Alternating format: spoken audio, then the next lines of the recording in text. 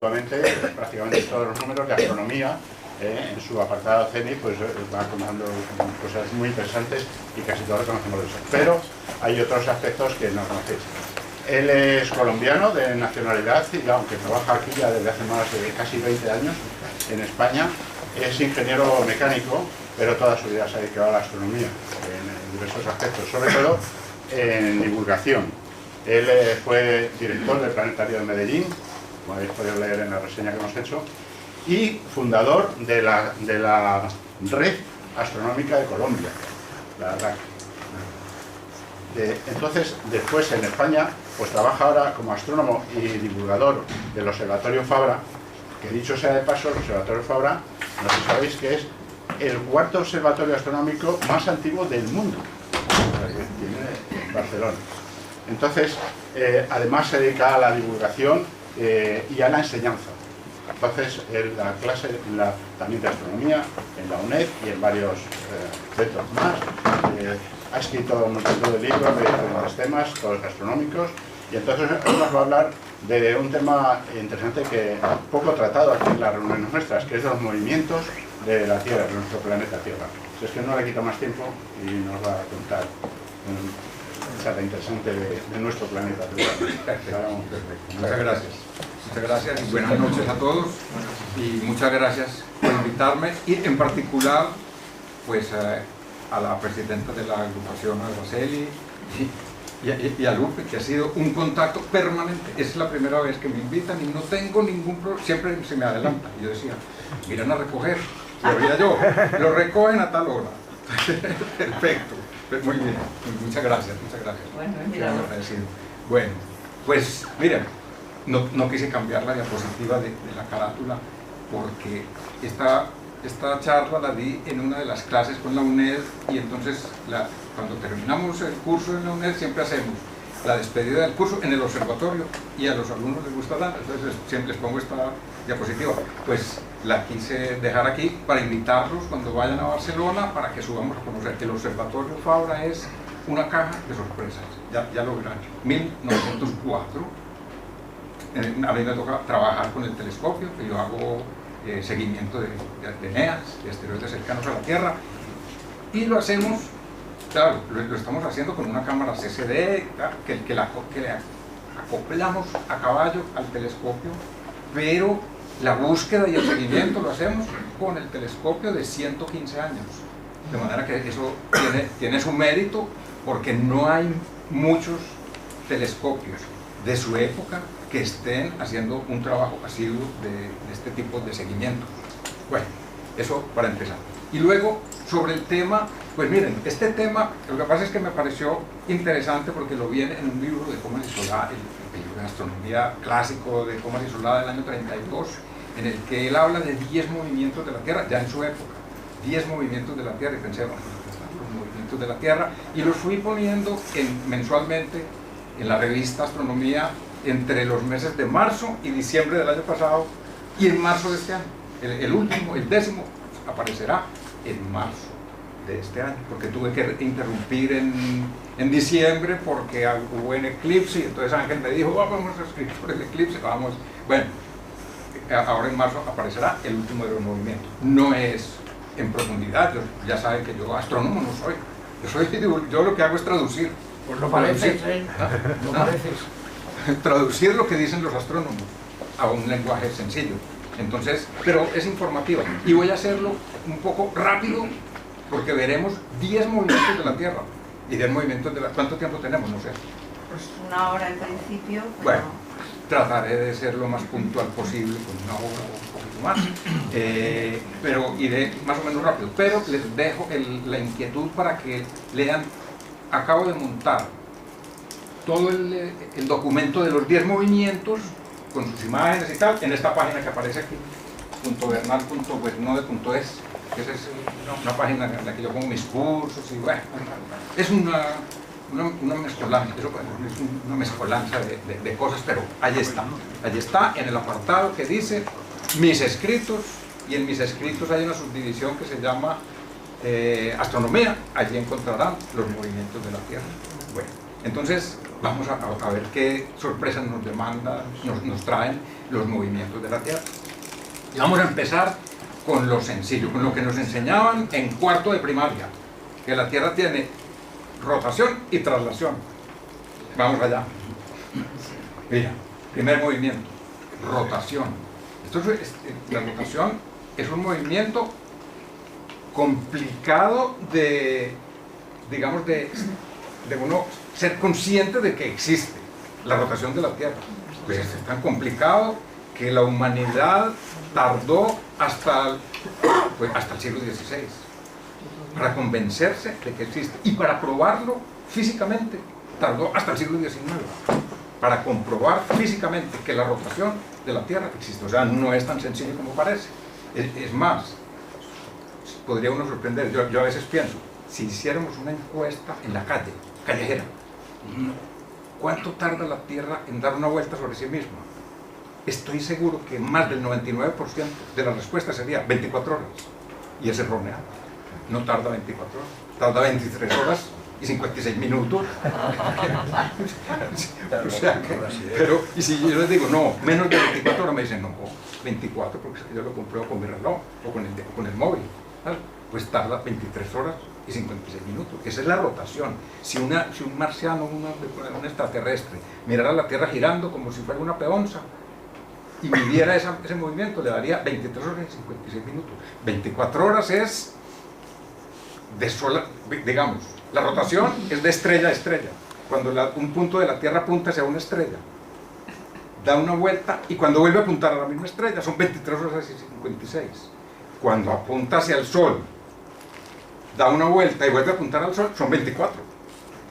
Porque en esos 4 minutos se ha movido en su órbita, y entonces tiene que moverse un poco más para alcanzar el Sol. Ahí está la idea. O sea que todavía hay confusión incluso sobre la rotación. Bueno, pues la rotación se trató de demostrar experimentalmente, y esto se está tratando desde el siglo XVII. No fue Foucault el primero que lo hizo, no, desde el siglo XVII se está tratando. Y se empezó a experimentar, porque el experimento del péndulo se le ocurrió a Foucault, realmente, a él se le ocurrió. Pero antes de eso, a la gente no se le ocurrió ese experimento, y se inventaron otro sistema muy ingenioso, que fue por medio de la caída libre. Por medio de la libre. Aquí está, por caída libre de los cuerpos.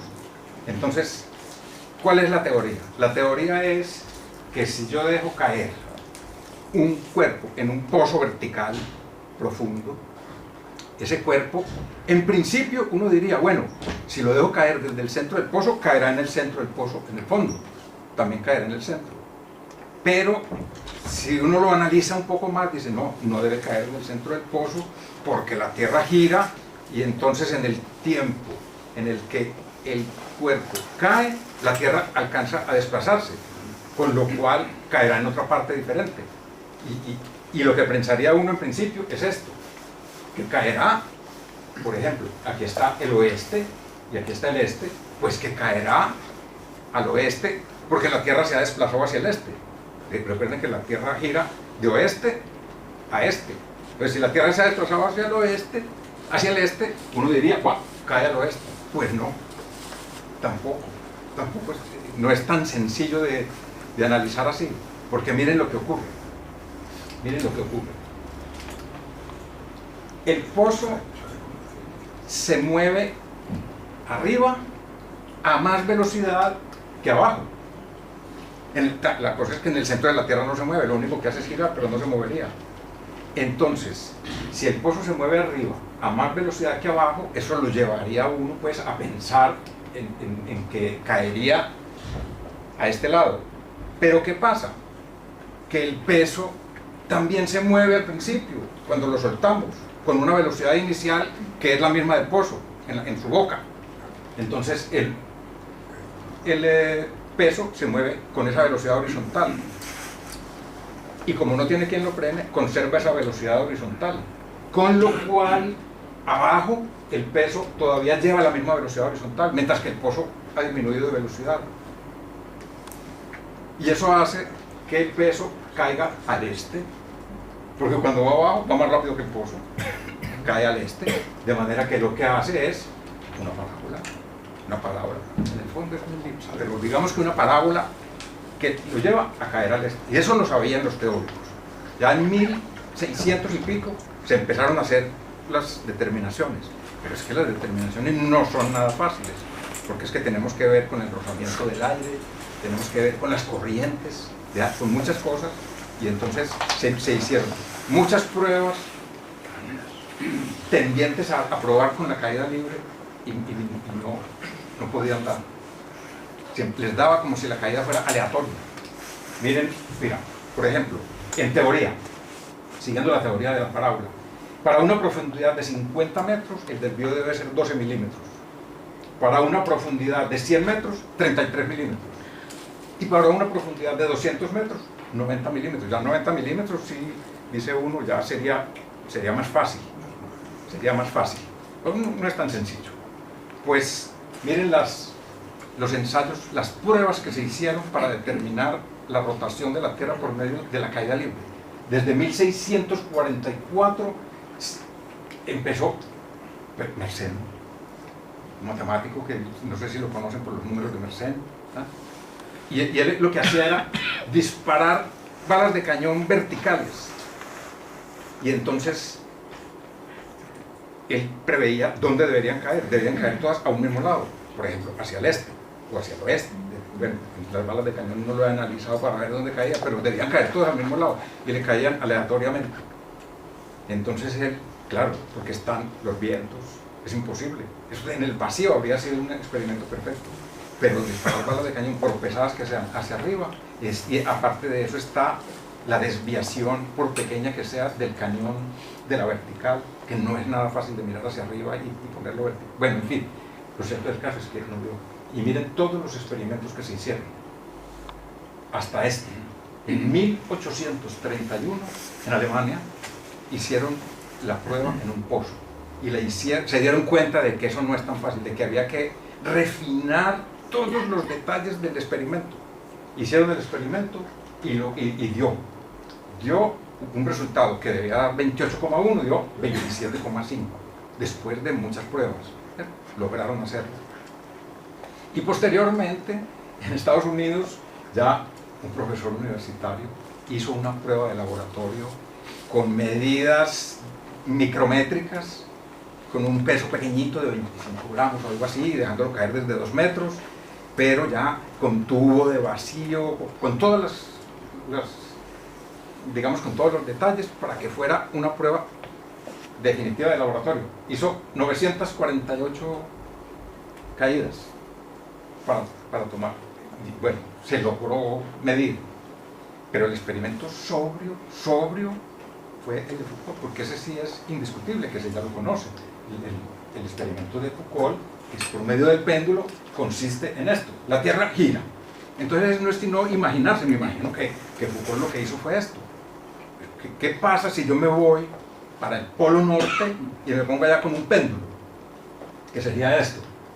Pues que ese péndulo estará oscilando y ¿por qué va a girar? No tiene por qué girar, porque nadie lo lleva. Si está suspendido de la nada, del aire. Esa fue la idea de él. Un péndulo suspendido de nada, no de la Tierra. Entonces el péndulo se quedaría así. Y una persona que esté montada en la Tierra, como se está moviendo, le parecerá que el péndulo es el que está girando, porque uno no es consciente del movimiento de la Tierra. Fue la idea original. Ahora, no se puede ir al polo, no puede suspender un péndulo de la nada, entonces ya condiciones terrenales. Y lo primero, hizo 3 experimentos del péndulo de Foucault, no fue con el primero del Panteón, pues, que es el conocido, con el que triunfó, no. Él hizo 3 experimentos. Bueno, otra cosa es que él tenía que irse a hacerlo en su sitio, que era París. Al pueblo no se podría ir, y calculó que la velocidad es proporcional al seno de la latitud geográfica. O sea que el periodo es proporcional inversamente al seno de la latitud. Mientras más abajo lo haga, más tarda el péndulo en dar una vuelta. Si estamos en el polo, en 24 horas da una vuelta. Pero mientras voy bajando de latitud, En París ya eran 32 horas. Entonces él ideó esto y dijo, bueno, me tiene que tardar 32 horas. Y lo primero que hizo fue un experimento en un pozo, en una cueva, con una longitud de 2 metros y un peso de 5 kilos. No quedó satisfecho. Foucault, ya lo saben, no sé si saben que Foucault fue inventor de un aparato para medir el pulimiento de los espejos. En su tiempo, cuando no había luz eléctrica, que se hacía por medio de una vela, y era un experimento óptico, y él podía medir la precisión de los espejos con nanómetros, con la luz de una vela. O sea, era un hombre de una exactitud milimétrica, absolutamente. Y entonces no quedó satisfecho, hizo el mismo experimento en el Observatorio de París con una longitud de 11 metros, y fue uno de los gobernantes del momento, Napoleón, quien dijo, este experimento hay que hacerlo a lo grande, porque está muy interesante. Ya entendió de qué se trataba, y dijo, ¿dónde podemos hacer uno más grande que este? Y dijo, Panteón, 67 metros, y lo hicieron en el Panteón, y es el famoso experimento que lo tenemos en los museos de la ciencia. Un museo de la ciencia que se respete, tiene su péndulo de Foucault, que son un poquito tramposos, porque esos tienen un mecanismo arriba que lo mantiene realmente, pero bueno, pero funciona perfectamente bien. Bueno, eso en cuanto a la rotación. Esa rotación, miren, esto es una Wikipedia. Esta es una simulación que nos muestra en azul que realmente el péndulo es muy difícil que oscile en un plano. Es que es casi imposible. El péndulo lo que hace es oscilar haciendo una pequeña elipse o una curva cerrada, parecida a una elipse, y entonces, pero esa elipse sí va trazando sobre el suelo una media que tarda las 32 horas en París, las que sean aquí en Barcelona, que serán más de las 32, pues París está a 51 grados si no estoy mal, con lo cual allí tardará menos y aquí tardará más. En el Ecuador, en Quito, infinito, no oscilará, porque es inversamente proporcional al centro. Bueno, y luego una consecuencia interesante de la rotación.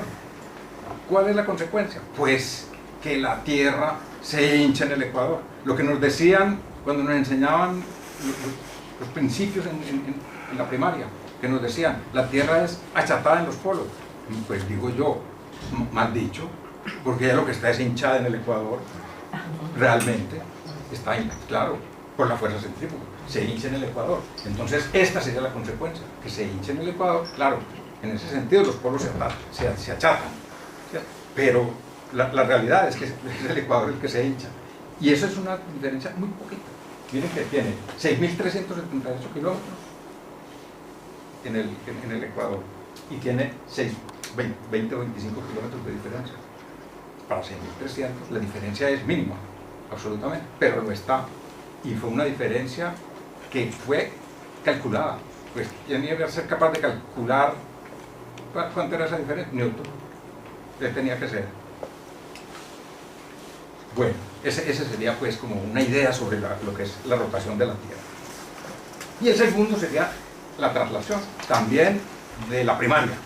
La traslación absolutamente de la primaria, es lo que tardamos en dar la vuelta al Sol. También hay ciertas confusiones con respecto al tiempo que tardamos y todo, y también hay diversos métodos como los antiguos lo supieron, que es muy curioso. La mayor parte de los antiguos supieron que la Tierra no pensaban que giraba alrededor del Sol, sino que el Sol giraba alrededor de la Tierra, porque era la creencia, pero le calcularon ese tiempo por varios caminos. La mayor parte de las culturas indígenas, americanas, culturas europeas, asiáticas, lo hicieron midiendo el tiempo que tarda el Sol en moverse, porque si todos los días miramos el Sol, por ejemplo, a la salida, en el momento en que sale, nos damos cuenta de que él se va moviendo en el horizonte, y un día sale un poquito a la izquierda del anterior, y luego un poquito más a la izquierda, y otro poquito más a la izquierda, y no da toda la vuelta. Llega un día en que para. El momento en que el Sol se para, stare, y ahí está, se queda estático, y se devuelve. Llega hasta otro punto, para, y se devuelve. entre partir de este extremo hasta volver a llegar a él, 365 días y fracción. Ese fue como el método más sencillo que utilizaron casi todas las culturas, pero hubo una que utilizó otro método más complicado. Pero claro, lo utilizaron porque era el pan de cada día. Los egipcios determinaron el año por otro método, completamente por la salida ilíaca de ciclos. ¿En qué consiste la salida ilíaca? Para hacer un paréntesis breve, consiste en que, por ejemplo, el Sol se va moviendo en la esfera celeste. Entonces las estrellas salen, vamos a poner Sirio. Sirio sale y el Sol está por aquí, pero el Sol se va moviendo, todo lo digo un poquito a la izquierda, ¿verdad? Llega un momento en el que el Sol, con su luminosidad, no deja ver a Sirio, entonces se nos pierde y no le podemos ver a qué hora sale. Y se pierde durante un tiempo. Y los egipcios se dieron cuenta de que podían esperar a ver cuándo volvían a verlo por primera vez. Entonces, el día que lo veían por primera vez es que salía Sirio y al momento salía el Sol. El día anterior salían tan juntos que no se veía. Y este día, salía Sirio. Salió. Ya se perdió porque salió el Sol. Eso se llamaba la salida helíaca. Y se dieron cuenta que la salida helíaca coincidía con las crecidas del Nilo. De manera que tomaron eso como una especie de seña de que ya era la hora de sembrar, que ya iban a tener inundación. Dependían de esto, absolutamente. Y entre una salida helíaca y la otra, lo midieron y se dieron cuenta que eran 365 días y fracción. Fueron los primeros que no utilizaron, pero sí legislaron sobre el año bisiesto. En el decreto que se llamaba el decreto de Canopus, del año 237 o algo así, antes de Cristo, ellos dijeron, hay que añadir un día cada 4 años. Lo que pasa es que nunca lo pusieron en práctica, no se sabe por qué, pero lo legislaron. Porque se dieron cuenta con mucha precisión que no eran 365, sino 365, no sé qué, 25. Después se subtuvieron con 25, ¿cierto? Pero ya ellos tenían eso. Y de allí partió Julio César, Sosígenes, para decir, añadamos un año bisiesto. Eso es lo que hicieron, fue copiárselo a los egipcios, que nunca lo pusieron en práctica. Julio César sí lo puso en práctica. Bueno, en fin. Entonces, esto es el movimiento de traslación. Pero decir que es la Tierra la que se mueve, costó todo lo que podamos, costó vidas, partiendo de allí. Porque es que había unos argumentos que eran demasiado firmes. Además de unas autoridades. Ptolomeo fue una de las autoridades grandes hasta el siglo XVI. Y él dijo, si la Tierra se moviera, todos los animales y todos los cuerpos separados, los que no están pegados a la Tierra, quedarían flotando detrás en el aire. Y uno se pone a pensar, y tenía toda la razón. Eso había que pensarlo así. Porque eso ocurre cuando se mueve una carreta o cuando se mueve un barco. Lo que no está pegado se cae. Y entonces pensaba, si la Tierra se mueve, ocurrirá lo mismo. Claro, estaba comparando. Entonces, con argumentos de estos, imposible de saber. Pero hubo antecedentes. Mira, por ejemplo, el más conocido de todos es Aristarco de Samos, que lo dijo muy claro: las estrellas y el Sol permanecen inmóviles, pero la Tierra gira en torno al Sol en la circunferencia de un círculo, manteniéndose el Sol en el centro de su órbita. Esto es tajante, es una descripción perfecta de lo que ocurre. Lo que pasa es que en su época fue esto tan iconoclasta, absolutamente una locura, que hubo un filósofo, que a ver si me acuerdo el nombre, que se llamaba Cleantes, que lo denunció por impío, por impiedad. Seguro, estamos antes de Cristo, no era cuestión de cristianismo, pero era cuestión religiosa. Lo denunció y dijo, hay que juzgarlo. A Aristarco hay que juzgarlo. Por fortuna, nadie lo escuchó, pero tampoco escucharon a Aristarco. Y se quedó con que la Tierra está en medio. Así se quedó. Hasta Copérnico. A Copérnico se le ocurrió, porque resulta que los movimientos del Sol y de los planetas eran tan complejos que yo me imagino que todos conocen la anécdota pues, del siglo XIII, de Alfonso X, que cuando le mostraron todo esto de los epiciclos y los diferentes, vio esto tan complejo y dijo: lástima no haber estado yo en el momento de la creación para haberle dicho al buen Dios cómo hacer las cosas más fáciles. Que seguramente la anécdota es apócrifa, segurísimo, pero es un indicativo de lo difícil. He leído en algunas obras que en tiempos de Copérnico no había 10 personas en el mundo que entendieran cómo funcionaba aquello. Y Copérnico lo entendió perfectamente y dijo: esto no puede ser, esto no puede. Y de hecho se ha atribuido a Copérnico el que haya desarrollado su sistema copernicano, no por cuestiones matemáticas ni nada, sino por sobriedad, por belleza, porque esto no puede ser tan complejo, esto tiene que ser más sobrio, más estético. Era como una especie de argumento estético. ¿Qué era lo que había en la época? Pues, bueno, este es el simplificado de Copérnico, pero recuerden que Copérnico era religioso, él no era un sacerdote, pero no sé exactamente, yo lo comparo como en una comunidad religiosa que tienen sacerdotes y hermanos legos, y él era como una especie de, pero los hermanos legos es porque no estudiaron, pero no, este era más estudioso que cualquiera, sabía más que cualquiera, médico, economista. Hay una ley de economía que seguramente alguno la conoce, que se llama la ley Gresham-Copérnico, no sé qué. O sea, el hombre era un intelectual total, absolutamente, era un intelectual, pero no era sacerdote, pero era religioso, católico, creyente, romano, ¿verdad? Y entonces él no se separó de los círculos, no se supo separar de los círculos, y para deducir que el Sol, este es un simplificado, en el que está el Sol en medio, después Mercurio, Venus, la Tierra, la Luna girando alrededor de la Tierra, es lo que nosotros conocemos, pero hecho en círculos. Y entonces es el simplificado porque él, como lo hizo con círculos, pues no le daban, le quedaban unos residuos y tuvo que recurrir a epiciclos. Copérnico no fue el simplificador del sistema, no, el de él era tan complejo como el otro. Lo que pasa es que las ecuaciones eran más sencillas. Me explico, miren, este es el sistema de Copérnico. Copérnico necesitó 33 ciclos, ¿sí? 33 círculos para explicar los movimientos de Mercurio, Venus, la Tierra, Marte, Júpiter y Saturno, o sea, 7 planetas y la Luna. Para eso necesitó 33 círculos. El sistema era súper complejo, pero como ya la Tierra se movía, entonces se quitó de encima problemas muy graves, como la retrogradación, que en el otro sistema, ¿de dónde salía la retrogradación?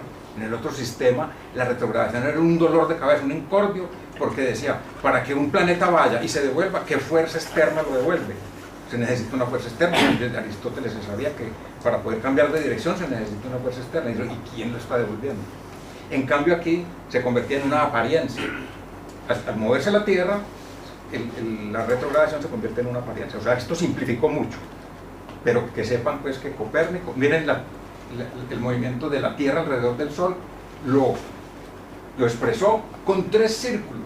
Incluso tenía 2 maneras de hacerlo, con los 3 círculos. Esta es una de ellas. Sería una deferente, un epiciclo, y sobre el epiciclo otro epiciclo donde está la Tierra.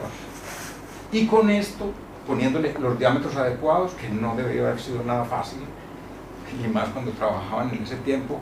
El libro de Copérnico, si alguno lo ha visto, que hay ediciones en castellano, tiene sistemas hexagesimales, números romanos y números arábicos, mezclados. Entonces él puede decir perfectamente, son 300 años y 25 días, el 300 en números romanos, el 25 en... bueno, una mezcla. Esto no debe haber sido fácil. Entonces, el resultado de todo esto, poniendo los diámetros adecuados y las velocidades adecuadas, era que la Tierra hacía este movimiento. Y ese movimiento es es la elipse. O sea, se aproximaba mucho, se estaba aproximando muchísimo a lo que era, pero a través de círculos. El verdadero simplificador del sistema fue Kepler. Kepler dijo, es una curva por cuerpo. Tal. Mercurio, Venus, la Tierra, Marte, Júpiter. Y Saturno, 6. Y la Luna, 7. Con 7 elipses, resolvió el asunto. Se quitó encima los 33 círculos de Copérnico. Bueno, por ilustración, miren los argumentos que se esgrimían para que fuera difícil decir la Tierra se mueve. Por ejemplo, los de la autoridad divina, era la forma de ciencia en la época. La Biblia era inspirada por Dios, con lo cual, pues si la Biblia lo dice, pues por alguna razón lo hizo así Dios. Y entonces, mira, el Salmo 104 dice: pusiste la tierra sobre sus cimientos y es inamovible por siempre jamás. Entonces, como de hecho, cuando apareció el libro de Copérnico, los primeros que se opusieron fueron los protestantes. Los católicos no se opusieron, porque como Copérnico fue más vivo que todos y le dedicó el libro al Papa, entonces y puso explicaciones. Además, y puso unas explicaciones muy... la introducción que la tienen que leer, porque es una obra maestra de lobbying. Hoy le dirían que eso se llama lobbying. O sea, saber llegar. Y entonces los católicos no se opusieron. Los protestantes inmediatamente se opusieron, más viniendo de un católico. Y entonces hubo unos que decían: ¿cómo vas a ver un canónigo de Torún más que el Espíritu Santo? Esos eran los argumentos que se explicaban en la época. Y mire, el Salmo 103 decía: Jehová afirmó el mundo y no se moverá. O sea, en varias partes de la Biblia estaba categóricamente dicho que la tierra no se mueve. Y por otro lado, existía otra cosa, y era que Copérnico era un señor muy estudioso, pero en ciencia realmente Copérnico era nadie. Así es, hasta en ese momento. Él vino a ser por el libro. Él primero hizo una publicación de un opúsculo pequeño, como una especie de resumen, tanteando a ver si no porque es que la Santa Inquisición estaba por ahí también, y entonces, pero realmente en ciencias Copérnico no pintaba mucho. En cambio, Tycho Brahe era la autoridad absoluta, total, en ciencias. Y Tycho Brahe ideó un sistema que no era ni el de Ptolomeo, ni era el de Copérnico. Y entonces tendía más a ser más creíble, digamos, lo que estaba diciendo este señor, que era toda una autoridad. Pero como cosa curiosa, a la larga, el sistema de Tycho Brahe, poca gente, hubo un profesor en Alemania que lo enseñaba, y bueno, pero poca gente lo tomó. Era bastante complejo, como todo lo de él. Bueno, y miren, otro es que la revolución científica que desató Copérnico tuvo tres protagonistas muy interesantes. El ideólogo fue Copérnico, el que lo simplificó fue Kepler, y el que lo demostró físicamente, por observación, fue Galileo. Y una de las demostraciones de Galileo, que no se dicen casi nunca, no sé por qué, es esta, es las fases de Venus. Galileo, cuando vio las fases de Venus con un telescopio, dijo: no puede la Tierra estar en el centro, en absoluto. Si la Tierra está en el centro, pues Venus estará siempre a la misma distancia, y entonces se verá igual en tamaño. Pero resulta que cuando se mira con un telescopio, Venus se ve, cuando está en la fase de lleno, se ve pequeñito, y cuando está en la fase casi nuevo, se ve muy grande. Y la diferencia es tan grande, tan enorme, que es en más de 2 veces, que esto es indudable. No es porque esté equivocado yo con las distancias, con los tamaños. No, los tamaños no los equivoca uno. Se ve muchísimo más grande cuando está en cuerno. ¿Y qué pasa? Pues que esta diferencia de tamaños es incompatible con que la Tierra esté en el centro. Absolutamente incompatible. Pero es compatible con que ambos, Venus y la Tierra, giran alrededor del Sol. Cuando están en lados opuestos, se ve pequeñito, y es cuando da lleno. Y cuando están del mismo lado, es cuando está nuevo, o casi nuevo, y entonces se ve más grande, porque está más cerca. Esto es una demostración tremenda de Galileo.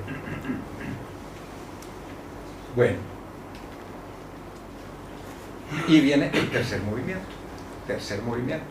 Pues, ¿en qué consiste ese tercer movimiento? Ya estos empiezan a ser un poco más raros. Este es muy conocido entre todas las personas que están involucradas con la astronomía, pero las personas que no tienen mucho que ver con la astronomía, segurísimo que 9 de cada 10 no lo han oído ni mencionar. ¿En qué consiste?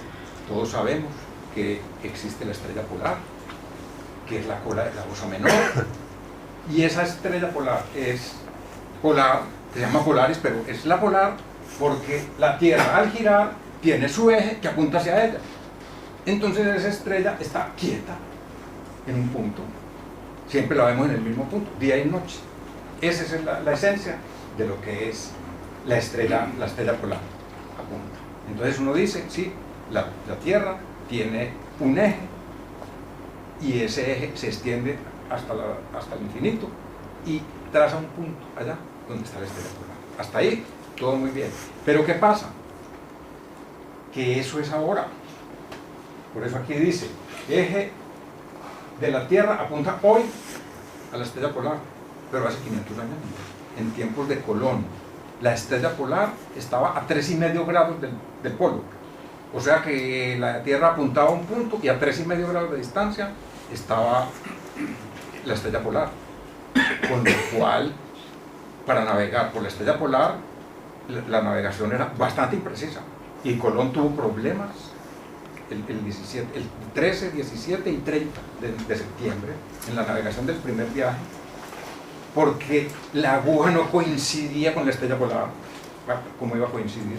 Si la estrella polar en una noche hacía un círculo de 7 grados de diámetro. Entonces por la mañana puede que estuviera apuntando, pero por la tarde ya no apuntaba, porque la aguja seguía apuntando por acá y la estrella se había ido 7 grados hacia el otro lado, que fue cuando los marineros se asustaron y llamaron a Colón, y él observó el asunto y lo vio bien y tal, y se le ocurrió una respuesta que es una respuesta de genio, genial. Nadie sabe si se le ocurrió para engañarlos a ellos, y dio con lo que era, que podría haber sido.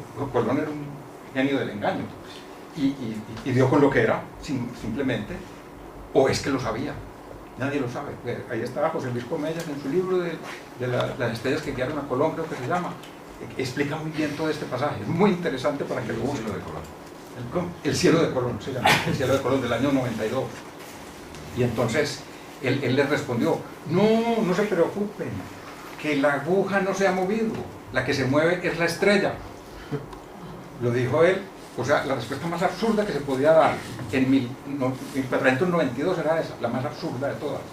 Pero como él era la autoridad, los marineros se calmaron, ya no dijeron que se iban a amotinar, cosa parecida, nada, y resultó que era verdad. La que se movía era la estrella, que se mueve 7 grados en una noche, 7 grados en 12 horas. Pues eso quiere decir que el eje de la Tierra, si en tiempo de Colón no estaba apuntando a la estrella polar, pues antes estaba más lejos, y ese eje de la Tierra se va moviendo, y va haciendo esto. Es como una peonza, la Tierra, una peonza que gira sobre su propio eje, rotación. Aparte de eso, esta no es verdad, esta es una simulación, pero la real se va moviendo en la baldosa, traslación. Y aparte de eso, cabecea. Esa es la precesión. Cabecea. Entonces el eje de la Tierra también cabecea igual, así. Y esta sería la precesión de una peonza. Traza en el firmamento, su eje traza un círculo, lo que hoy pensamos que es un círculo. Y la Tierra hace lo mismo. La Tierra traza en el firmamento lo que hoy pensamos que es un círculo. Dentro de 14 o 15 mil años diremos, pensaban que era un círculo y resulta que es una espiral, yo qué sé, alguna cosa, porque tenemos muy pocos datos, porque tarda 26.000 años en dar toda la vuelta. Y nosotros estamos tomando datos de precisión en el cielo, de precisión a partir de hace menos de 400 años. Total, que tenemos un trocito tan pequeñito que pues lo aproximamos a un círculo, pero podría no ser. Pero bueno, no importa. Lo cierto del caso es que va cambiando. Total, que la estrella polar va cambiando. Miren, por ejemplo, en tiempos de Cristo no había estrella polar.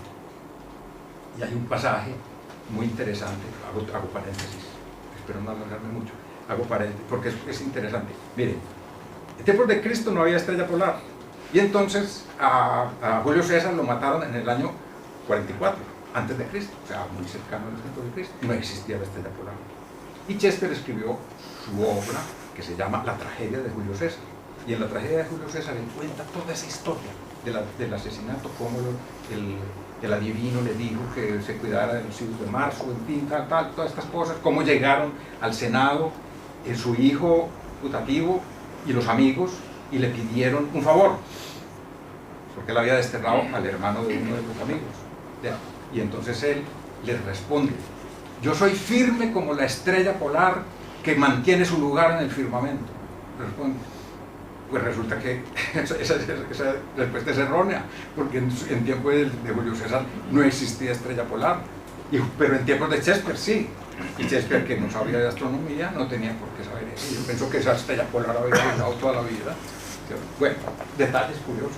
Bueno, pues el hecho es que eso se va moviendo y que dentro de en el año 14.000 estará cerca de Vega, pero no será la estrella polar, estará cerca. Lo que pasa es que como Vega es tan destacada, la segunda más brillante del hemisferio norte, y no sé, entonces decimos, bueno, si Vega será la estrella polar, no, estará muy lejos. No sé a cuánto, pero yo diría que a más de 3,5 de los tiempos de Colón, sí.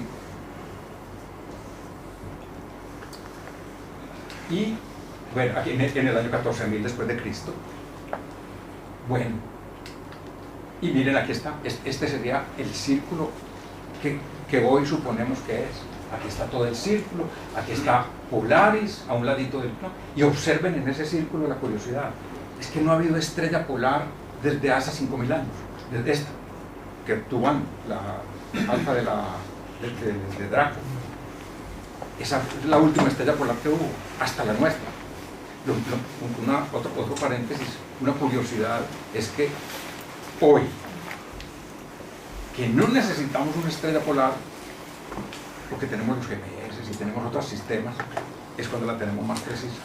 Justamente en el año 2100 será la más precisa de todas, y ya no la necesitamos. Eso es una... Bueno, la ley de Murphy me perdona. Y observen que no ha habido ni habrá desde Polaris, mira. Es que no ha habido, porque esta es muy débil, esta está muy lejos, mira, nada. Pasa el eje de la Tierra, pinta en el cielo un círculo que, si es verdad que es círculo, pues lo pintó por donde era, como si voluntariamente dijera, por donde lo trazo, que no toque estrellas. Y en el hemisferio sur hay otro, lo mismo, el eje del sur también se mueve, y hoy está cerca de la estrella que es la Sigma, de la constelación del Octante, que está por aquí, ¿no? Este es el Octante, y tiene una estrellita muy débil, que no sirve de guía para navegantes ni nada. Por fortuna hoy no lo necesitamos, para que se orienten un poco. Por aquí está la Cruz del Sur, mira, aquí está la Cruz del Sur, esta es lo que se llama la falsa cruz, la falsa cruz, bueno, ahí está. Pues también en el hemisferio sur solo hubo estrella polar en tiempos de Cristo. Y digo yo, esto ya es una idea que se me ocurre a mí, para navegar por los mares del sur, que nos aterramos y decimos, pues, ¿qué es eso? Pues se sorprende uno de que los navegantes con medios muy precarios hubieran llegado hasta Isla de Pascua y todo esto que hicieron, que no sabemos en qué año fue. Eso pudo haber sido en tiempos de Cristo, porque en tiempos de Cristo había estrella polar, y la estrella polar se necesita. Recuerden que Américo Vespucci, cuando fue en su primer viaje a América, él se separó, iba con, no me acuerdo, con Quesada tal vez, no me acuerdo, y el compañero en otro barco se quedó en el norte, en la parte norte de Sudamérica, y él iba a buscar la parte sur de Sudamérica, y él dice claramente en su diario, dice, me pasé todas las noches buscando una estrella polar del sur y no daba con ella, buscando una estrella polar del sur. Claro, para navegar en ese tiempo era absolutamente necesario, y en tiempos de Cristo, que si iban a encontrar Isla de Pascua, es que necesitaban una manera de navegar, seguramente que pudo haber sido por esa época. No es una idea, pues, medio equivocada. Bueno, ¿a qué se debe la precesión? Mira, la precesión se debe bueno, hay muchos factores, porque esta Tierra es más compleja de lo que pensamos, pero uno de ellos, muy importante, es el siguiente. La Tierra, ya vimos, está inflada en el Ecuador, o sea, tiene más masa en el Ecuador que en los polos, y entonces, ya aquí la exageré, esta es la Tierra superinflada, la Tierra inflacionaria. Entonces, Observen que, mirando la Tierra así, como la masa está concentrada en el ecuador, cuando está en esta posición, el Sol tira de A. Pero cuando está a este lado, el Sol tira de B. Y entonces, ¿qué hace? Es como si estuviéramos empujando un columpio, que le damos golpes pequeñitos, pero muchos, y va cogiendo fuerza, va cogiendo fuerza. Eso le hace el Sol a la Tierra. Tira de un lado y después tira del otro. Tira de un lado y después tira del otro. Tal. Y le ha hecho coger fuerza y entonces el eje se ha ido moviendo. Se le atribuye como la principal causa de que exista la recesión, de que el eje no esté constante mirando hacia, que no sea paralelo a sí mismo todo el tiempo, sino que en 26.000 años se va moviendo. Y seguramente esos 26.000 años se deben acelerar o desacelerar, porque es que el Sol sigue tirando más de A que de B, y a los 6 meses más de B que de A. Total, que el eje será cada vez, se moverá más, como un columpio. Le seguimos empujando y cada vez se moverá más. Bueno. Cuarto movimiento, nutación. Este ya es, para el público, completamente desconocido. ¿Y en qué consiste? Consiste en que lo que hemos pintado hasta aquí es muy bonito. Una hermosura, miren. De aquí. Miren, esto es una elipse perfecta. Es más, la tracé con un trazador de elipses para que me diera bien perfecta. Y entonces pensamos que esto es así. Y resulta que no. No hay nada en el cielo que sea tan bonito, tan hermoso. Entonces, la realidad es que la elipse es vibratoria, como si fuera pintada por una persona con mano temblorosa. Así está, mira. Y entonces ese pequeño movimiento es lo que se llama la nutación. El movimiento, perdón.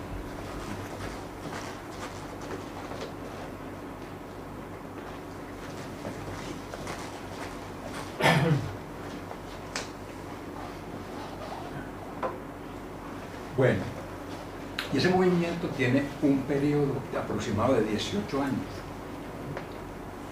Entonces, desde hace mucho tiempo ya se sospechaba que ese movimiento existía.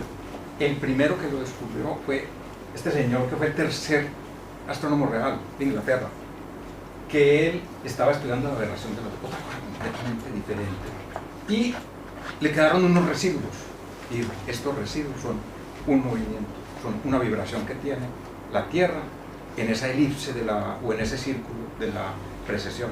Hay una vibración allí de 18 años. Automáticamente, cuando vio 18 años, dijo: esto tiene que ver con la luna. Me suena que esto tiene que ver con la luna.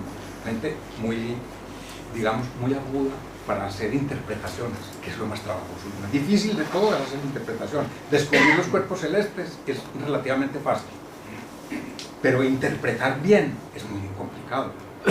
Y entonces, pues miren esta frase de Delano: el más brillante descubrimiento del siglo, claro, del siglo XVIII, el más brillante, porque dejó a todo el mundo boquiabierto, descubriendo un movimiento que ni lo sentimos ni lo vemos, y que es muy complicado de detectar con instrumentos, con los instrumentos del siglo XVIII, que ya se tenían instrumentos de mucha precisión. Recuerden que el sextante, tal como lo tenemos hoy, es originario del siglo XVIII.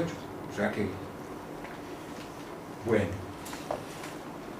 ¿Y a qué se debe? Pues se debe a algo muy parecido a esto que miramos ahora, a que el Sol tira de A y a los 6 meses tira de B y va produciendo ese movimiento. Pero en este caso es la Luna. Y por eso fue que Bradley sospechó que la Luna tenía que ver en esto. Resulta que la Luna tiene un movimiento que tiene un periodo de 18 años. Y es que su órbita va cambiando de plano con respecto a la Tierra. Y entonces, hoy está en este plano, y dentro de 18 años estará en este otro plano. Y entonces, cuando está arriba, tira del abultamiento de la Tierra de una manera, y cuando está abajo, tira del abultamiento de la Tierra en otro sentido. Y entonces la está moviendo muy levemente con ese periodo de los 18 años que tarda la Luna en tener esta variación. Ese movimiento es casi un milagro haberlo descubierto, pero es más milagro todavía haberlo estudiado teóricamente. y se estudió teóricamente. Mira, el primero que lo estudió teóricamente fue D'Alembert, que escribió un libro muy largo, entre comillas, 25 páginas, que no es mucho, pero cuando se trata de 25 páginas de fórmula, es eterno. Y él le dedica 1 o 2 páginas a este movimiento. Muy difíciles de entender, muy difícil. El libro está en internet en PDF. Bueno, el que quiera sentarse a sufrir. Bueno. Y entonces él escribió este libro y le salió un matemático que es una persona de lo más admirable que ha existido en la Tierra como matemático, que fue este señor Euler. Y Euler lo que hizo fue que estudió el movimiento también.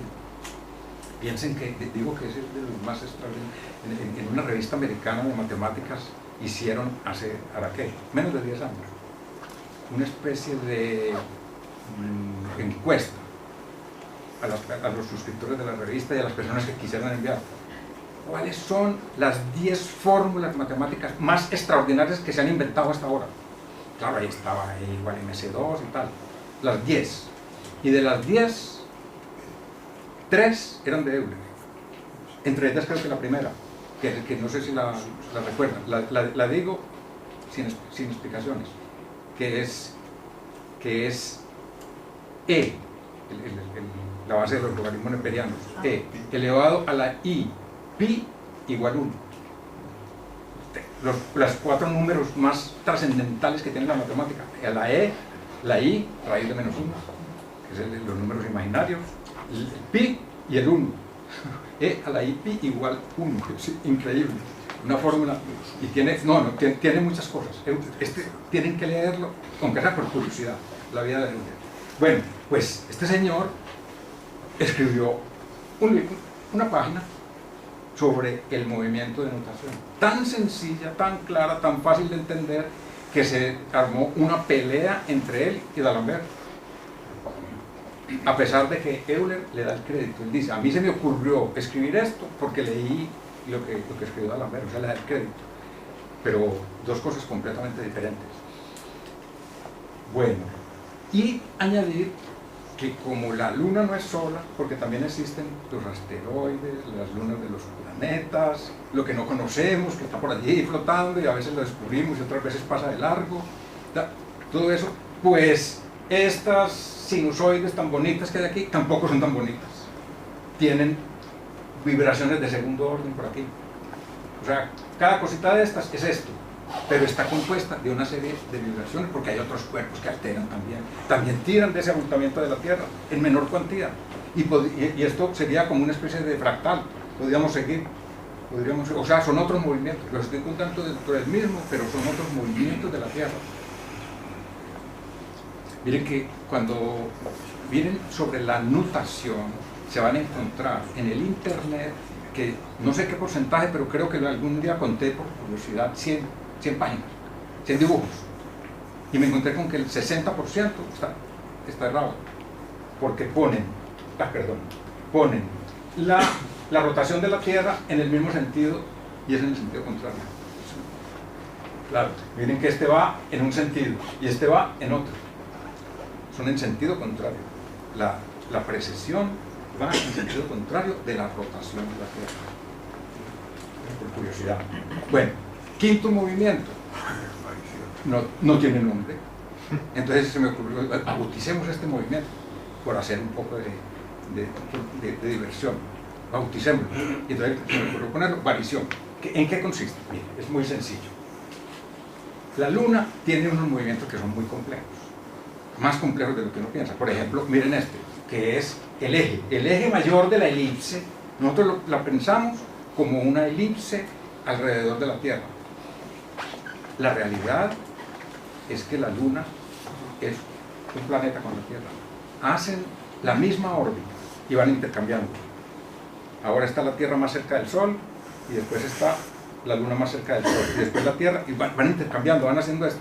Si uno lo viera desde Marte, esa sería la realidad, pero desde la Tierra nos es más fácil verla como si pongo un ejemplo. porque esto puede ser como un poquito complicado. Imaginen lo siguiente, que esto lo escribí en la revista alguna vez, pero no me acuerdo en qué fecha, pero aparte de estos artículos.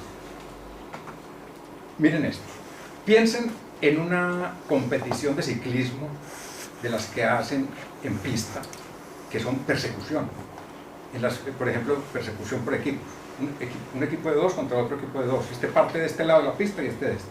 Y entonces, estos dos que son equipo, ¿cómo funcionan? Pues es que el que va adelante, van uno detrás de otro, pero el que va adelante es el que va haciendo el trabajo. El que va detrás podría no pedalear y el otro lo lleva. Entonces, para que no se canse uno y el otro no, ellos van cambiando.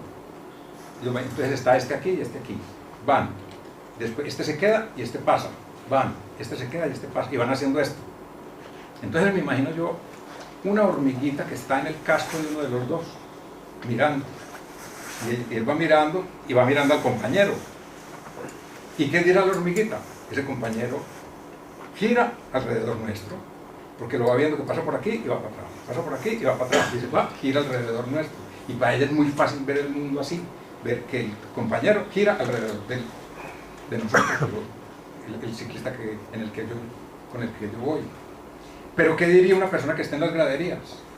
Diría que ellos van en la misma pista y van intercambiando órbitas. Y eso mismo ocurre con la Tierra y la Luna. La Tierra y la Luna van intercambiando órbitas, intercambian 13 veces por una vuelta de la Tierra. Y esas órbitas, desde la Tierra, pues nos es más fácil verla, pero realmente los movimientos son muy complejos. Es un planeta doble, quiero decir. Pero miren este movimiento que tan curioso. La elipse que vemos nosotros desde la Tierra tiene un eje mayor. Y ese eje mayor, por ejemplo, arrancando desde aquí, va cambiando en el espacio, va girando en el espacio, total que va trazando una curva. Recuerdan en los años 70 y 80 que existía el espirógrafo, que era de plástico, unas rueditas de plástico, y uno le ponía un bolígrafo y trazaba muy bonito, unos patrones bellísimos, parece un patrón de espirógrafo. Eso va trazando la Luna en el espacio. Esto lo hace, se va moviendo 3 grados por cada 27 días. Cada revolución de la Luna se gira 3 grados, el eje mayor, cada 27 días. Bueno, pues resulta que los movimientos así de complejos, este es un mero ejemplo, de la Luna, el que haya hecho software va a encontrar que en los años 80 había que hacerlo, ahora como todo existe no hay que hacerlo, pero el que le tocó hacer software se dará cuenta de que lo más difícil de tratar era la Luna. Tenía un movimiento muy complejo, y entonces esos movimientos los copia en pequeño la Tierra. Ella los va copiando exactamente igual. Esto mismo lo hace la Tierra también. Y la elipse que nosotros pensamos, pues la hace la Tierra. ¿Por qué? Miremoslo de esta manera.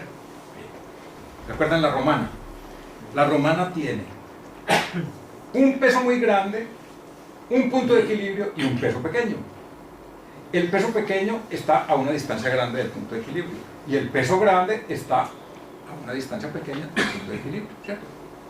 La ley de las palancas, simplemente. Eso. Pues los planetas hacen lo mismo. Dos cuerpos celestes que giren uno en torno al otro hacen exactamente lo mismo. Por ejemplo, la Tierra y la Luna. Aquí está. La Tierra es una masa grande y este es el punto de equilibrio.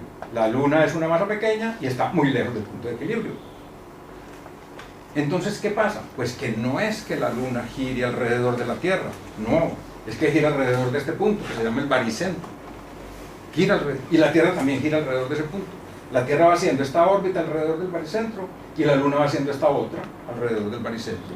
Ambos van girando, la Tierra lo hace pequeño, pero pequeño, que tampoco es tan pequeño. Piensen que desde el centro de la Tierra hasta el baricentro hay más de 4.000 kilómetros, 4.000 o cerca kilómetros, eso es bastante.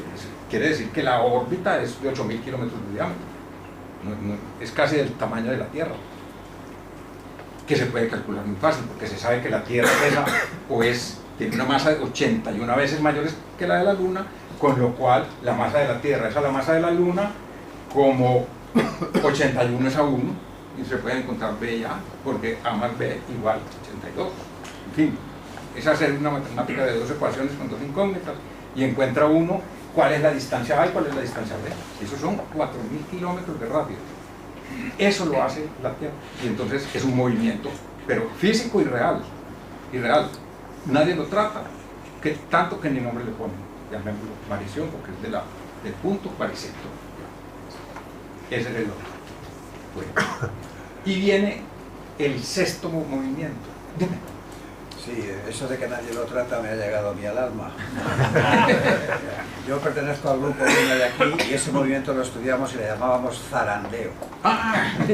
No lo sabía. Porque No lo a lo sabía. largo de la Quinto, órbita el que nadie va lo trata. zarandeando la luna a la Tierra. Exactamente, zarandeo. Mira, está muy bueno el nombre.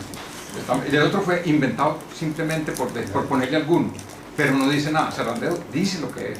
Dice lo que es un zarandeo. Pido disculpas por eso. No, por favor, me disculpo yo por interrumpir. Muy bien. Bueno, mira,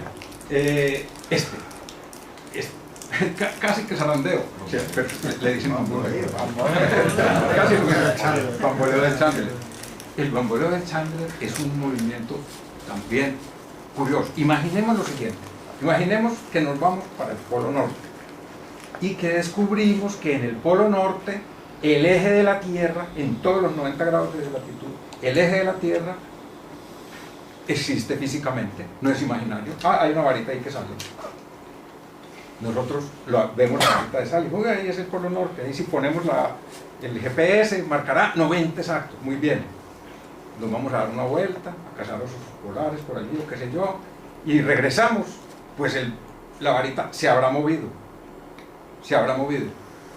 Si regresamos un año después, se habrá movido tanto que habrá dado una vuelta bastante grande, entre comillas, bastante grande, como esto. Miren, aquí estaba la varita original y en un año hace todo esto,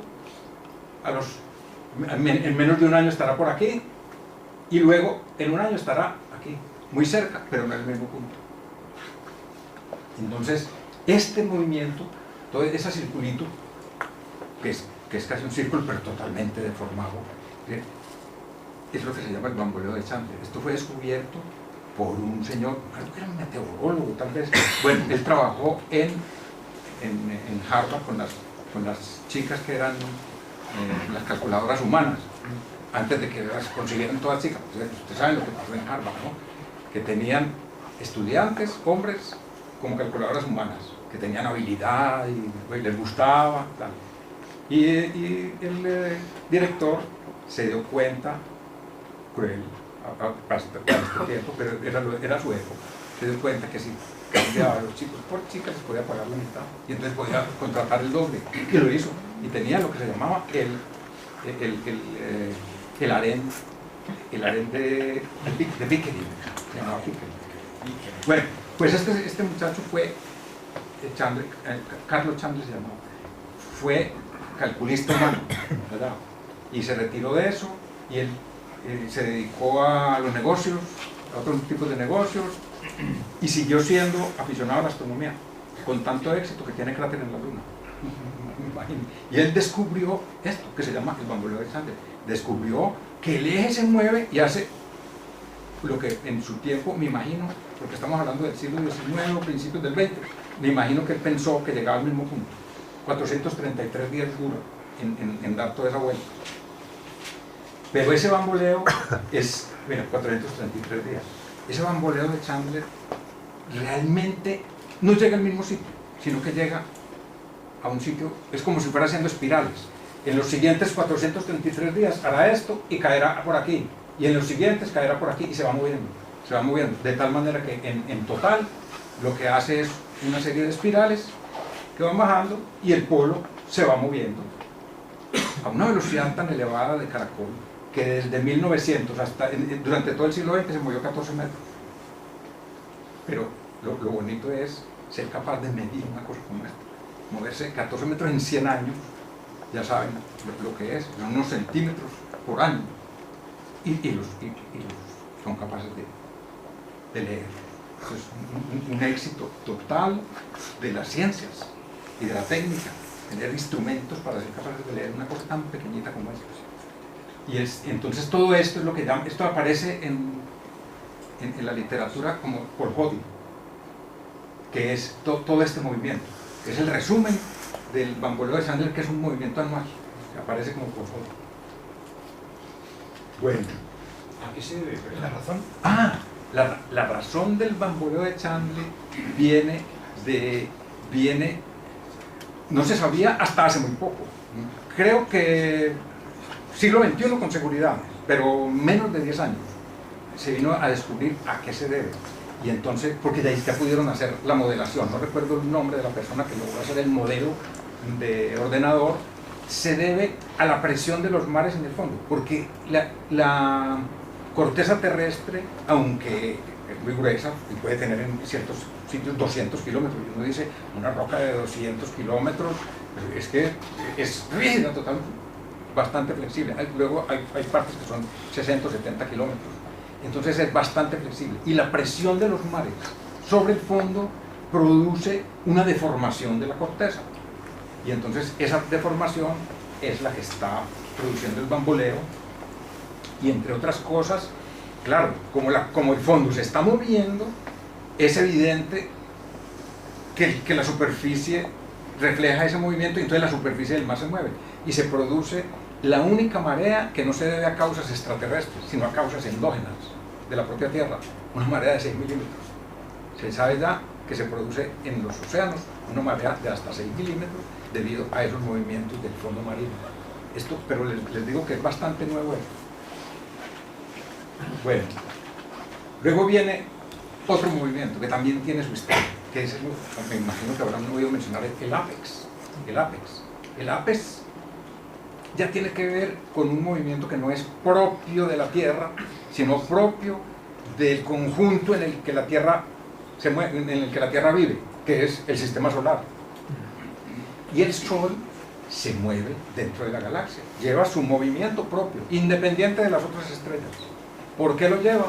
Pues no lo sé, pero como todas las estrellas tienen un movimiento propio, que ya los que hayan trabajado, por ejemplo, con estrellas dobles, sabrán que los movimientos propios son importantes para saber las estrellas, que dos estrellas forman parte, porque tienen el mismo movimiento propio, movimientos que son pequeñísimos, miliarcosegundos por año, pues eso es nada, son movimientos muy pequeños, pero tienen. Y el Sol tiene su movimiento propio también, y se mueve hacia un punto al que se llamó el APEX. Y el descubrimiento de esto también fue extraordinario, porque fue por lógica. Un alemán que se llamaba Tobias Mayer, seguramente lo han oído mencionar en un libro de historia o alguna cosa así de la astronomía. Él hizo un razonamiento hermoso, me parece a mí. Él dijo, si yo voy por un bosque y voy caminando en línea recta, los árboles que están al frente mío me parece como si se estuvieran separando, y los que están atrás me parece como si se estuvieran juntando. Total, que si el Sol se mueve, las estrellas de un lado se deben ir separando y las estrellas del otro se deben ir juntando. El problema era que no había cómo demostrar eso, porque los movimientos propios son más bien tipo siglo XIX. Ya en tiempos de Tobias Mayer, ya en el siglo XVIII se conocían algunos. Entonces los mismos astrónomos, a los astrónomos de la época les pareció muy lógico lo que decía Tobias Mayer, pero alguno, no sé cuál, dijo, pero esto en los próximos 200 años no podremos saberlo, porque los movimientos propios ya se sabía que eran tan pequeños, que sería imposible, sin tener los movimientos propios, saber cuándo se mueve el Sol. Y no contaban con la fiera de la astronomía, que era William Herschel. William Herschel es la mente más brillante que ha tenido la astronomía, sin ser astrónomo, era músico, él era oboísta. Y miren, él hizo un razonamiento como este. Él dijo, si eso es verdad lo que dice Tobias Mayer, entonces la curva que hace una estrella en su movimiento, porque si los árboles se están separando, pues miren que si yo voy por el bosque, estos se separan, pero llegará un momento en que pasan por aquí y habrá otro momento en que se juntará con los otros atrás, si yo sigo caminando. O sea que ese árbol está haciendo como una especie de curva a mi alrededor.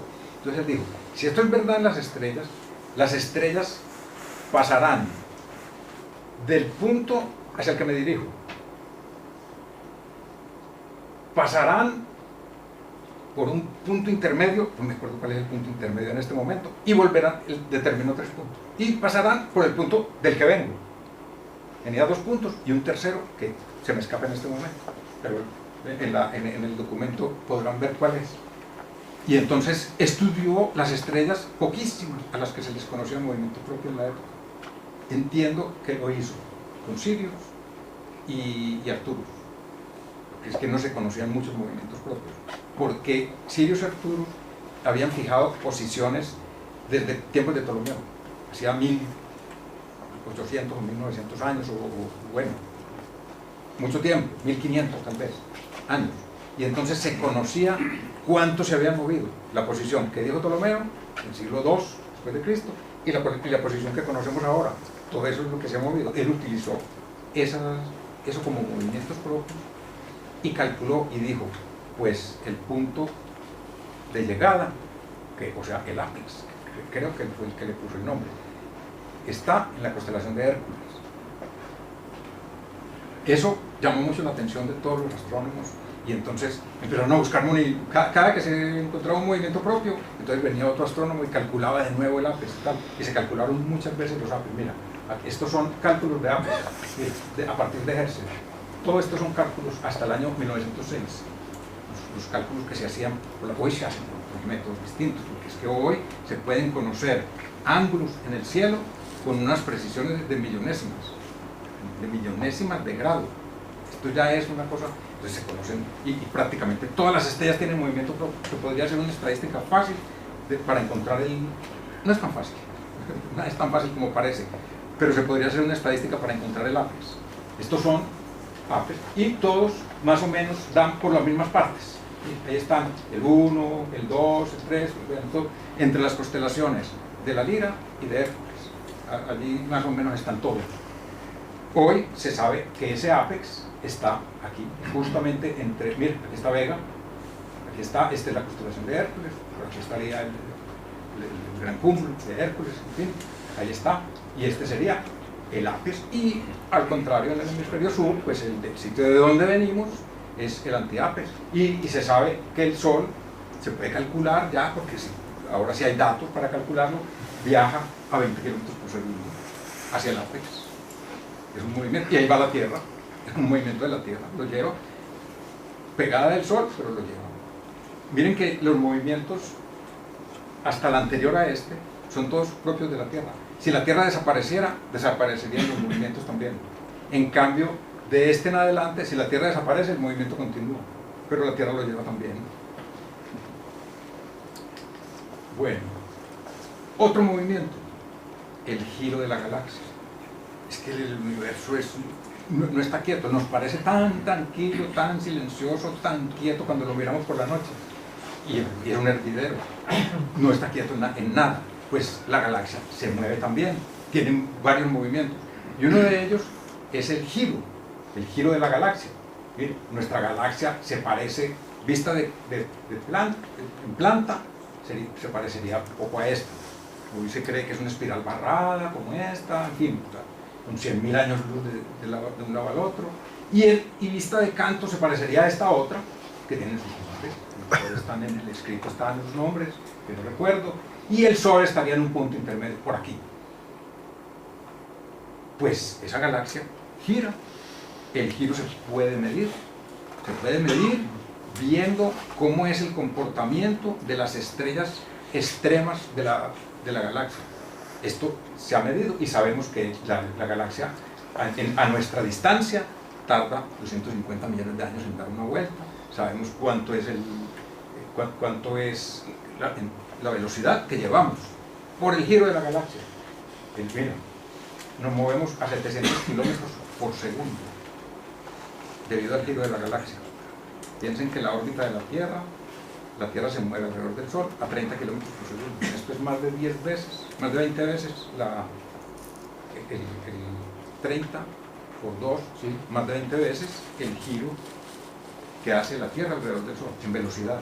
Estos son 700 kilómetros por segundo. De 150 millones de años para dar una vuelta. Es un movimiento más que tenemos. Bueno, ese movimiento tiene una consecuencia muy interesante. ¿Cuál es esa consecuencia? Pues que como se ha podido medir las velocidades de las estrellas girando alrededor de la galaxia con mucha precisión, hemos podido deducir que hay una anomalía. Las estrellas que están más cerca del centro de la galaxia, pues, como los planetas alrededor del Sol, deberían girar más rápido, porque en el centro de la galaxia está concentrada la masa y entonces tira más fuerte. Al tirar más fuerte, necesita moverse más rápido, tercera ley de Kepler, para que la fuerza centrífuga compense y no se lo trague el centro de la galaxia, para que haya una compensación entre la fuerza gravitatoria y la fuerza centrífuga. Entonces las del centro, que están más cerca, deben moverse más rápidamente, y las de más afuera se deben mover más lentamente porque la galaxia tira menos, el centro de la galaxia tira menos de ella.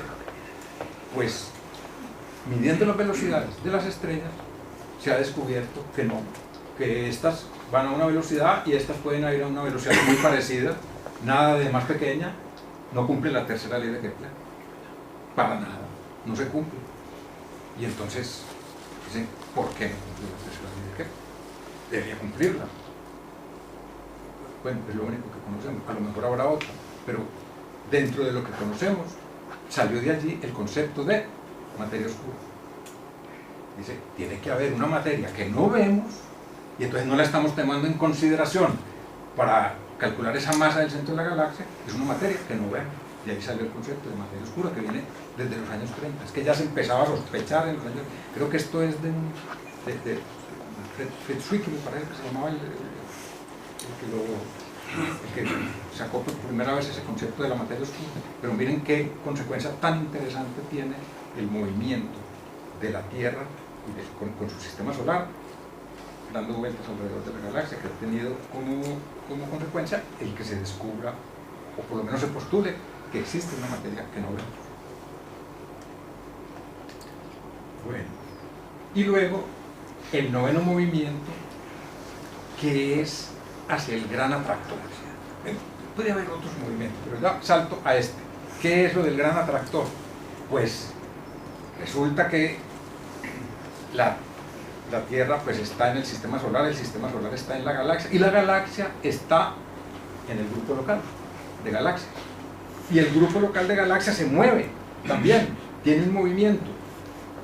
Y ese grupo local pertenece a un supergrupo, un supercúmulo de galaxias, que tiene también un movimiento. Entonces, pues, que se suponía que debía tener un movimiento, pero ¿y cómo lo medimos? Porque necesitamos un sistema de referencia. Hay que tener un sistema de referencia y que sea mucho más grande, que abarque más. ¿Cómo lo medimos? Pero vinieron los instrumentos del siglo XXI y de finales del siglo XX, que son de una precisión ni pensada. 10 años antes ni se pensaba que esto podía ser. Y entonces el sistema de referencia existe. Y el sistema de referencia es ¿qué? El eco del Big Bang, descubierto por Penzias y Wilson en 1965, premio Nobel unos años después, en 70 y pico, premio Nobel, por descubrir el fondo de microondas, que no es otra cosa que una temperatura que hay en el fondo, que es el remanente, el recuerdo del Big Bang.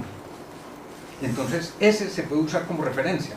Lo que pasa es que había que tener unas medidas de demasiada precisión para ver si ese Big Bang es uniforme todo, esa temperatura o no.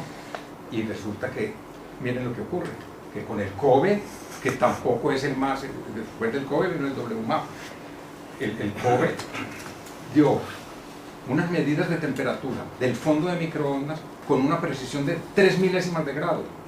Y entonces se descubre que hacia un lado, que es lo que está pintado aquí en rojo, es 3 milésimas de grado más alto que la media.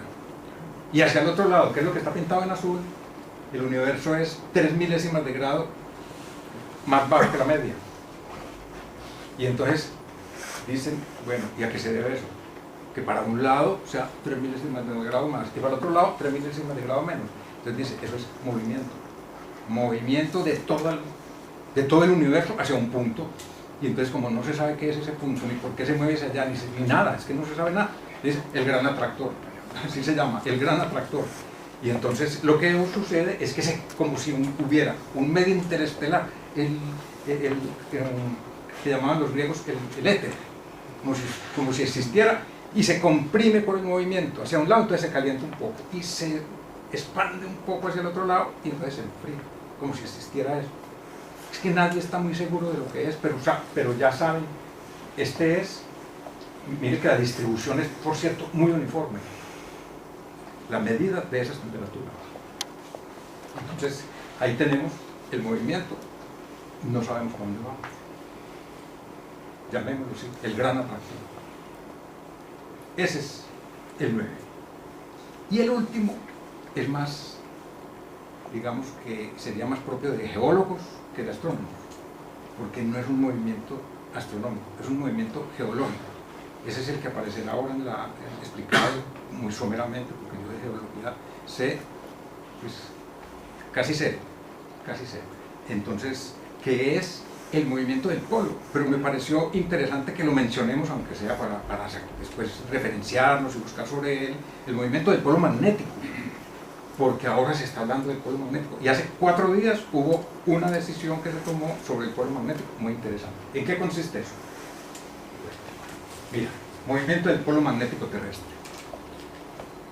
La Tierra es un imán, y yo recuerdo cuando empecé a estudiar física hace muchos años, que hacíamos un experimento que era poner un imán de barrita, le poníamos una cartulina encima y echábamos polvo de hierro, limadura de hierro, y entonces se veían las líneas de fuerza, se veían perfectamente, muy bonito, es un experimento sencillísimo pero muy visual.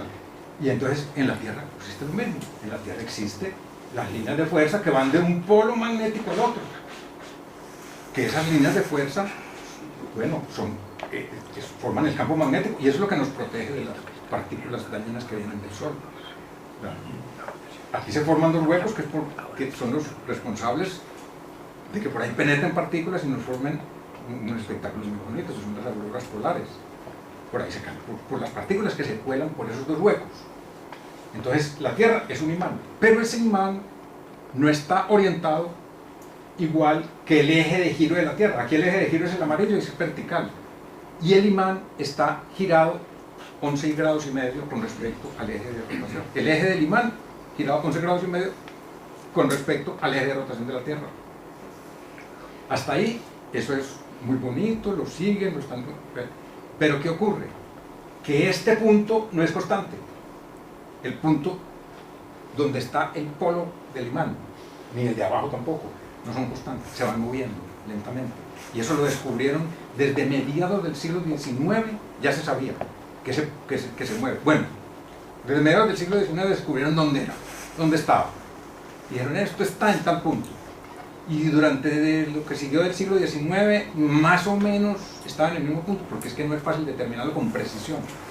Y se sabía, y está más o menos en el mismo punto. A partir de 1904 o por allí, empezaron a notar que se mueve, se va moviendo, y entonces va haciendo una curva. Mire dónde estaba en 1900, en el norte del Canadá. Estaba todavía en Canadá continental, a principios del siglo XX. En 1940 ya estaba en Canadá insular, y se ha ido subiendo. A finales del siglo XX salió del Canadá insular hacia el mar. Eso, muy bien. ¿Qué pasa? Pues que en los primeros 150 años se movió lo mismo que en los últimos 30. Y entonces esto ya empezó a encender las alarmas, y se está acelerando.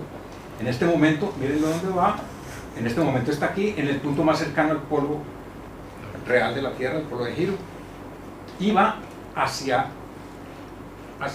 Siberia. ¿Por qué? Nadie lo sabe. Leí en estos días en un documento de la NASA, decía, se cree que hay como una especie de competencia entre 2 polos magnéticos, que uno está en Canadá y otro está en Siberia, y por el momento está ganando el de Siberia. O sea, se está llevando ese imán para allá.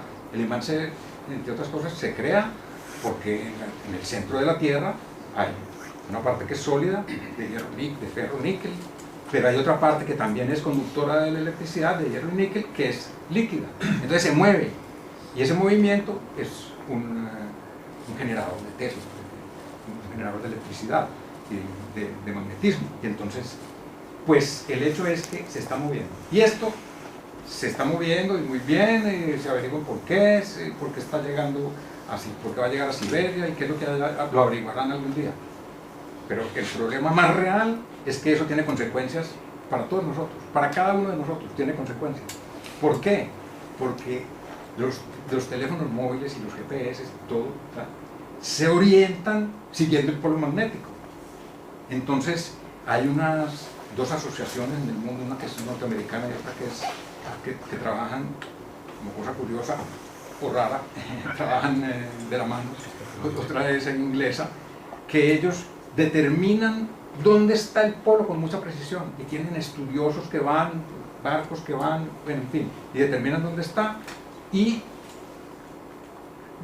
dicen el sitio, y entonces van renovando ese sitio por donde sale el polo, lo van renovando cada 5 o cada 10 años.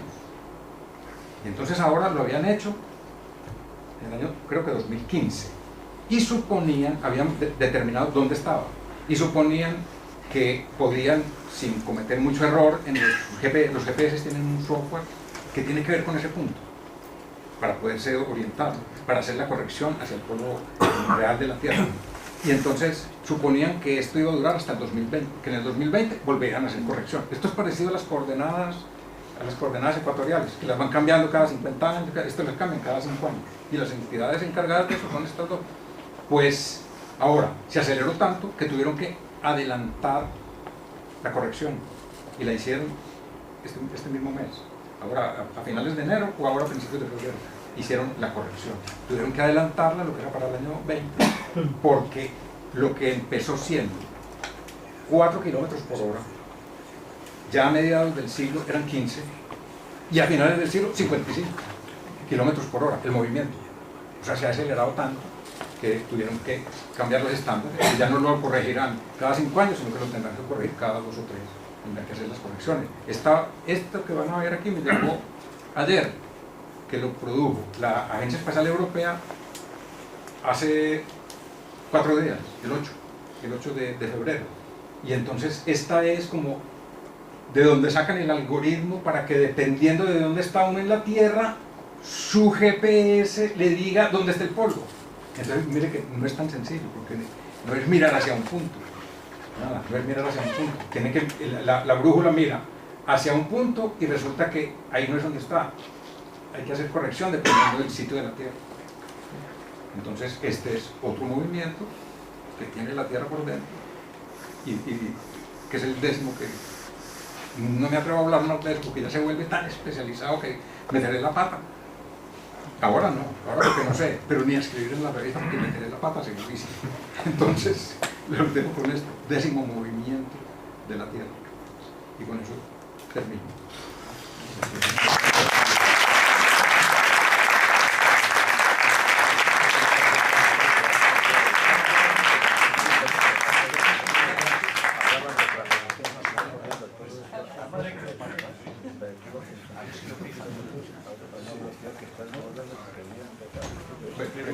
Si tienen alguna pregunta y yo la sé responder, con todo gusto.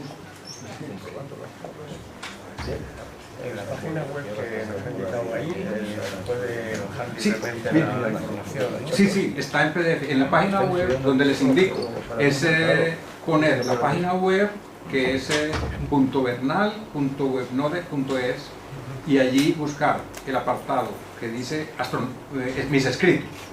Ahí están mis cursos, mis observaciones, mis escritos. Y en mis escritos hay 2. Y uno dice astronomía. En astronomía está el listado de los escritos que tengo. El último de todos, que lo subí esta mañana, me parece, o ayer, es los polos, los movimientos de la Tierra. Si lo va a bajar, espere un día, porque hoy en el tren venía leyendo y le descubrí una errata y la voy a corregir.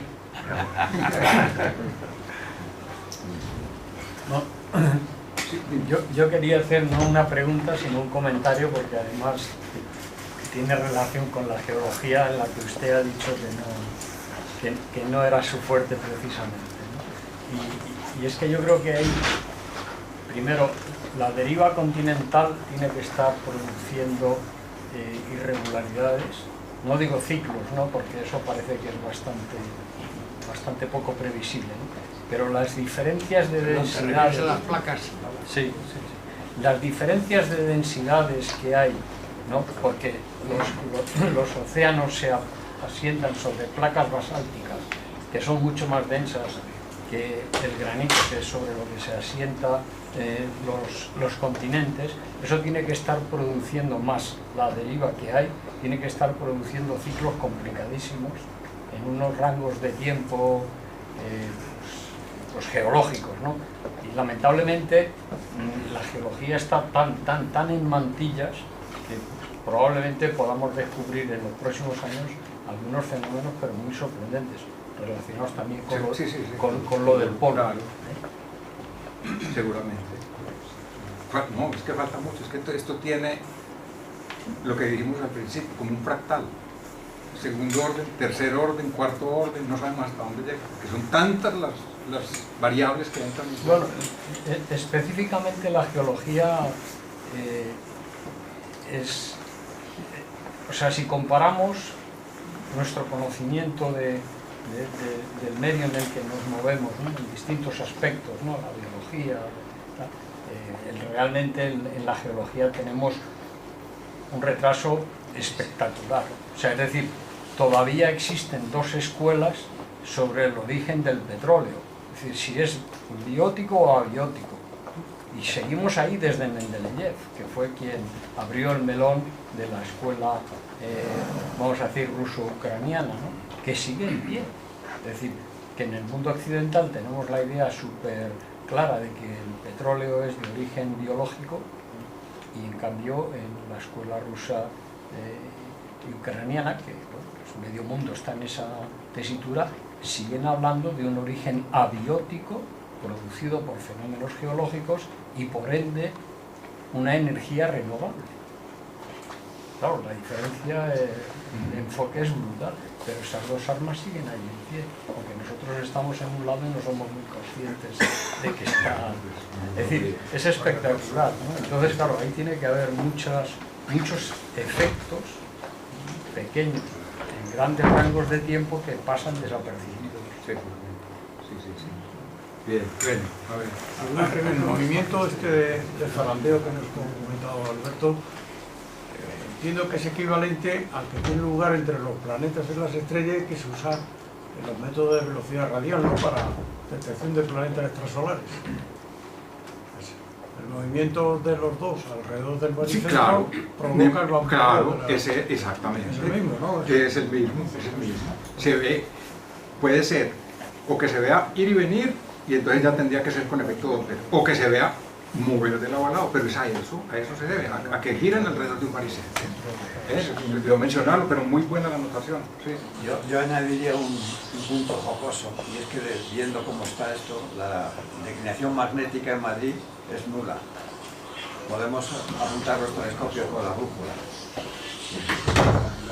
Pues mire que lo vi, y está, la de Barcelona está por debajo de un grado, me parece que la vi, y la de Madrid está como en 0,5 o algo así. Sí, La brújula sirve para poner el telescopio. En este momento sí. En este momento está, sí. ¿Por cuánto tiempo? Claro, eso sí. Por eso lo digo hoy. De aquí a mañana no cambiará, hombre, digo yo. El polo norte, igual que se mueve el polo norte magnético, el polo sur se mueve. Igual, claro. Y puede ocurrir que, o sea, se mueven de forma, están paralelos, el mismo. Sí. la misma Sí. línea. Y de vez en cuando, entre comillas, cada millones de años, Cambia. chip, chip, pero esa es otra cosa completamente diferente, hacen un chip. Y entonces, incluso por ahí había unos documentos de científicos chinos que decían que está muy próximo a hacer el cambio del norte por el sur y el sur por el norte, pero no es una cosa instantánea. 11.000, 12.000, 20.000 años para hacer el cambio, que es muy rápido, teniendo en cuenta que este otro movimiento es muy lento. Y puede ocurrir que, o sea, no se muevan de forma compasada, sino que el polo norte magnético se quede mirando para un lado y el sur hacia otro. ¿O eso No creo, porque lo que lo genera es el centro de la Tierra, ¿cierto? Y el centro de la Tierra estará muy centrado. Se debe mover, porque está flotando en un líquido, se debe mover algo, pero no creo que mucho. No sé, pero bueno, no sabría responder con seguridad, pero por lógica pensaría que no. Hay planetas que lo tienen muy desviado. O sea, hay otros planetas del sistema solar que si el eje de rotación es este, el eje magnético está así y no pasa por el centro, está muy desviado. O sea que si está... Como hay los que no lo tienen, los que no tienen líquido por dentro, no, como Marte, no tienen no es un dipolo, no tiene está dipolo. apagado ya. ¿Puede haber varios polos sur? ¿Con un mismo polo norte? No tiene sus son los extremos del mismo eje. Tienen polos residuales que hacen agua y Son los extremos de un solo eje. No son independientes.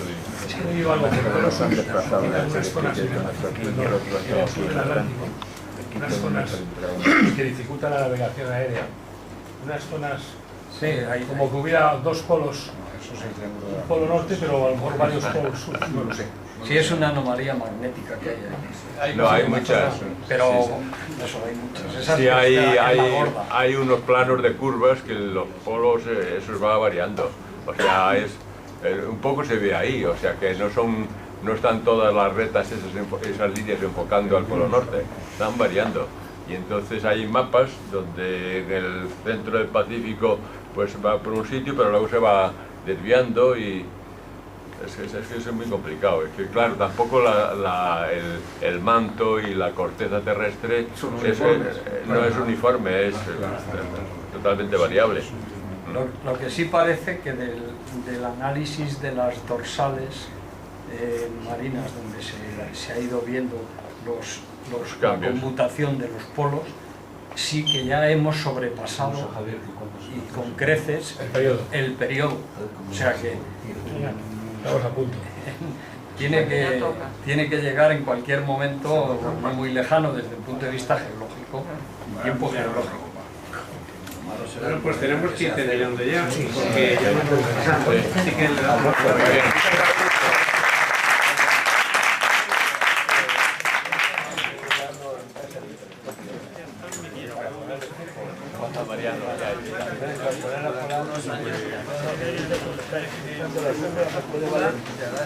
Pero Es que he hecho una prueba, Lo voy a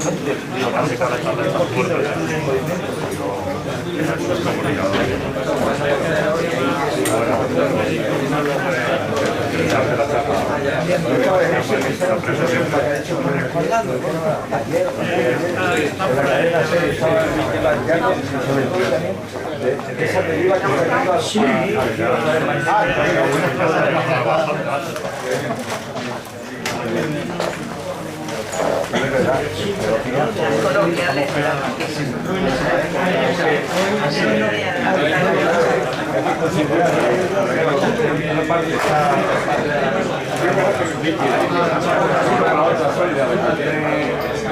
ahora, voy a llevar